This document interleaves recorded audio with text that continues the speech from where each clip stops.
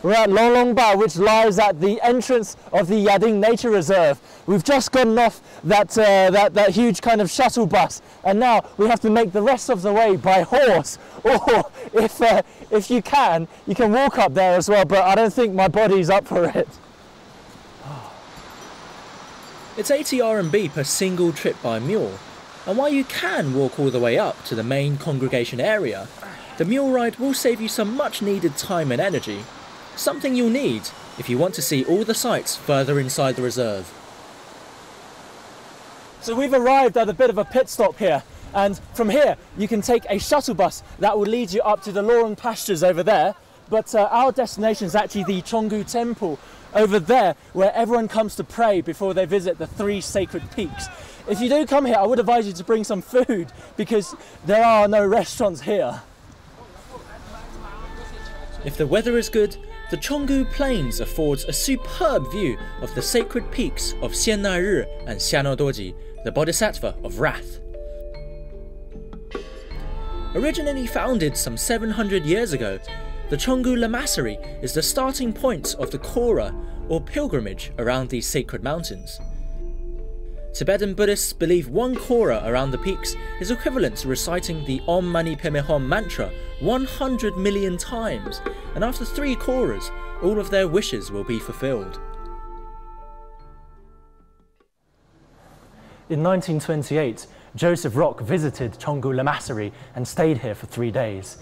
On the 2nd floor of this Lamasery, he described the view of the peaceful Yading village and also the valley below as well. From Chonggu Lamasery, it's about a 40-minute hike to Pearl Lake, which gives arguably the best view of Xiannai. This peak is said to be the incarnation of Avalokiteshvara, otherwise known as Guanyin, the Bodhisattva of compassion, and also the patron deity of Tibetans.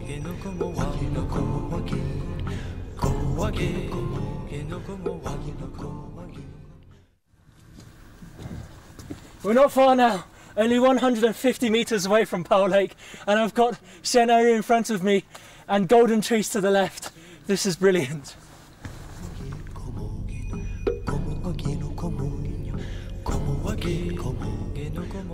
It seemed as if Xiannai had been guiding us ever since we entered Yading, and now we had finally arrived at its base. This is so beautiful. I can't believe how lucky we are. Even this morning we could only see Xiannai through a small gap in the clouds, and now the sun is out, the sky is clear, and you can see Xiannai in its full glory, and you've got the emerald coloured Pearl Lake at its foot. You can even see the reflection in the waters. They say that only the really pious can see Xiannai in its full glory.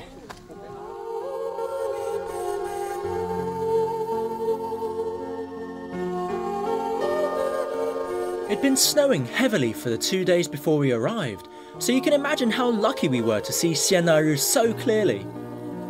There's a saying for Xiannai that goes, "Only visit me when my body is white, and should my body turn to black, visit me no more." A strong reminder that these kinds of places can only exist with proper conservation. It's our 2nd day here, and the weather seems to have improved as the sacred peaks revealed themselves in the morning. Legend has it that when Padmasambhava was invited to spread Buddhism in Tibet in the 8th century, he projected his divine light onto the mountain range here and named many peaks and lakes after Buddhist figures, the most important of which are the 3 sacred peaks. We've seen 2 of them already, and we'll finally get to see the last one today.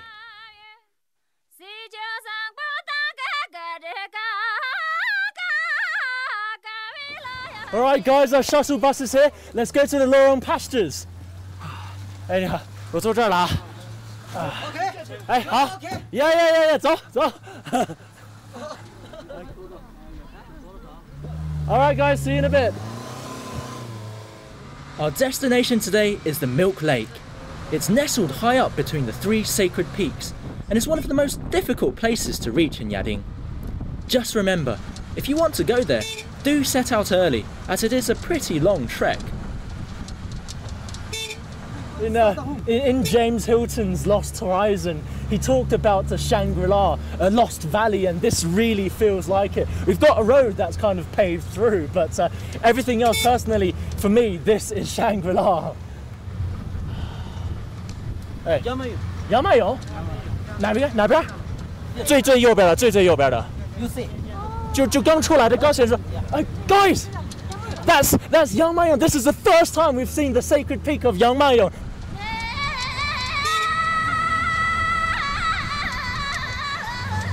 In Tibetan, these 3 sacred peaks, they're called Kongka Risam Gongba, I think, and Kongka Risam Gongba. I got it right, and it means the 3 sacred protective mountains that snow will never melt on. And you can see on Yangmayong, the Bodhisattva of Manjushri, that there's no actual rock that appears through the mountain. It's completely covered by snow. In some ways, Yangmayong almost seemed like a perfect representation of Manjushri, the Bodhisattva of wisdom. Its sharp and clearly defined peak looks like a sword thrust into the heavens and piercing the clouds. And if you then look at statues of Manjushri, you'll always see he's holding a flaming sword that represents transcendent wisdom, cutting through clouds of ignorance. Alright guys, we're at Lorong Pastures, and I didn't expect it to be this snowy, but this should have, well, people should be showing their yaks around. The yaks should be grazing around these pastures. We're finally here! Yaks really do come here to graze, but you have to wait until summer when these plains become verdant pastures. This place is also the first point at which all of the 3 sacred peaks can be viewed, and it's from here that you can hire mules to take you up to Milk Lake. Right now, we're in the Lorong Pastures where the altitude is around 3,000 meters, and we're heading for Milk Lake, which is about 4,000 meters above sea level, so around a 1,000 meter difference. And right now, riding on this horse and walking into the mountain valley, I really do feel like Joseph Rock as he explored the valley of Shangri-La. It is quite expensive to go up by mule, and a round trip will set you back around 300 RMB. But it does mean that it will take you just 1.5 hours to reach Milk Lake, as opposed to more than 4 hours by foot. It's a pretty tiring climb, so if you do decide to take the easier route, be sure to arrive early, as only 90 people per day can go up by mule. For an additional fee, you can also ask the wranglers to help you carry your bags.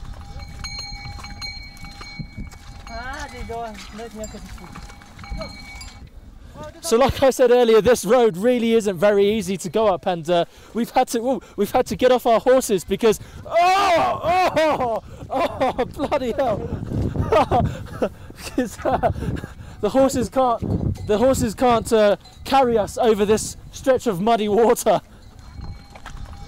As you climb up, the trail becomes tougher and tougher. Our path basically takes us across muddy plains, over exposed boulders, and then onto slippery rock surfaces that we had to clamber over. Here, a 10-minute mule ride is basically equivalent to half an hour of walking. Oh my god. I don't think we're even well, we're probably 3/4 of the way there, but this place is absolutely gorgeous. I'm sweating like a pig, and my head is really throbbing. My heart feels like it's in my mouth. But just look around you, man, just look around you. Have you ever seen something like this? I've never climbed a path as beautiful as this, and it felt like we were exploring an unknown part of the Himalayas. The way up to Milk Lake is not easy, but nothing beats the feeling of finally reaching the top after such a tiring trek.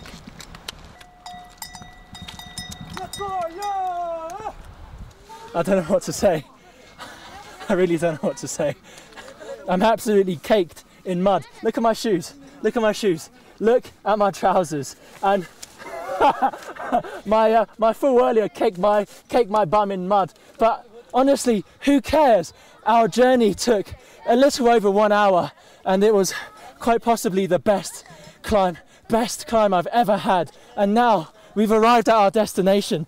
Over there, what you can see, the lake over there, the one that's shimmering in the sun, is the Milk Lake that we've been looking for. This is like It's like a mountain oasis.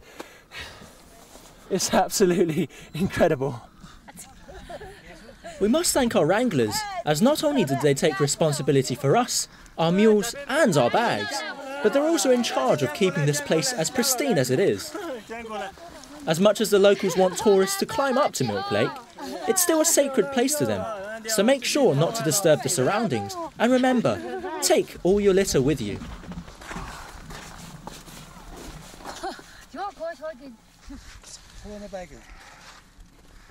We're nestled in between the Konkar Gomba, the 3 sacred peaks, and behind me, this is the sacred peak of Shangri. Over there, the sacred peak of Shangri, and over there, the sacred peak of Yangmayo. And right in front of me here is the sacred lake of Milk Lake. This feels like a mountain oasis.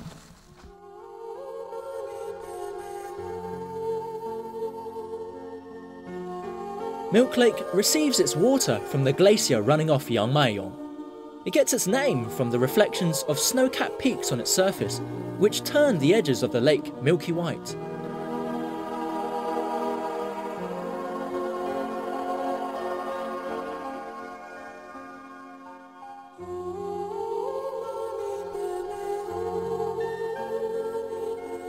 It's hard to describe this feeling, but nestled here between the sacred mountains and standing next to this tranquil lake, I feel some kind of spiritual fulfillment. It sounds a bit cliche to say it, but I really do. And my one regret is that we were never able this time round to climb up to the 5-coloured lake. That will take about another 30 minutes and requires us to climb over Shangri, the sacred peak of Shangri. If you come here, I highly recommend you go there, because I've been told and I've read that it's absolutely amazing there as well. I was once told that to understand Yading is to understand compassion, wisdom and bravery.